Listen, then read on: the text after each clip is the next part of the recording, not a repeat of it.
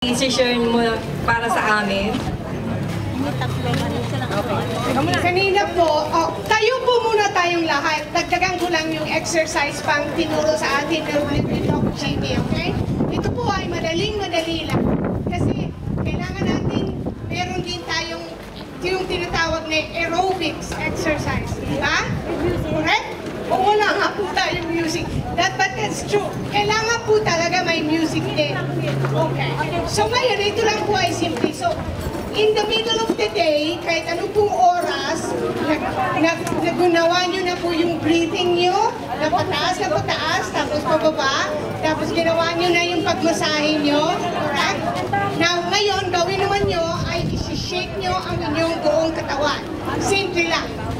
Sige. Okay? So, tatalon-talon kayo, tapos,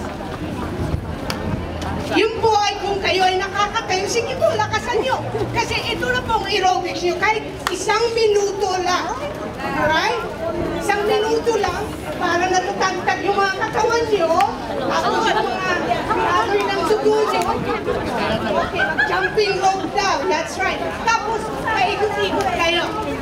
Okay? Now, yung hindi po nakakatayo, kung kayo ay nakaupo naman, ganun din ang gagawin nyo, shake nyo yung iyong katawan.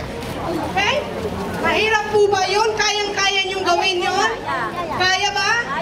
There you go. So, libre na naman ang exercise. Walang reason na hindi kayo makapag-exercise. Diba? Okay. Now, isa pang ituturo ko kung, diba, importante na kayo ay mapagpatawad, pero inis na inis kayo.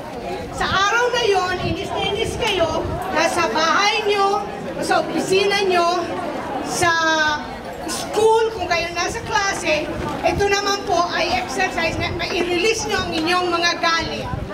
O kung ano pa man po ang gusto nyong ibigay sa ating Panginoon o sa mga anghel na kayo ay may tulungan, ito po. Sige, tayo po kayo lahat.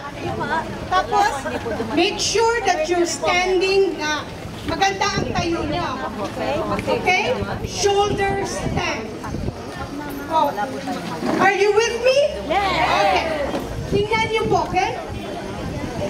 So, yung kamay nyo, ilagay dito, sa puso, and bend down, hanggang makaya, tapos, nasa puso po, kasi kung masakit ang mga puso nyo, marami kayong worry sa buhay, maraming galit, hindi nyo maintindihan kung ano na ang nangyayari sa iyo, sa pamilya nyo.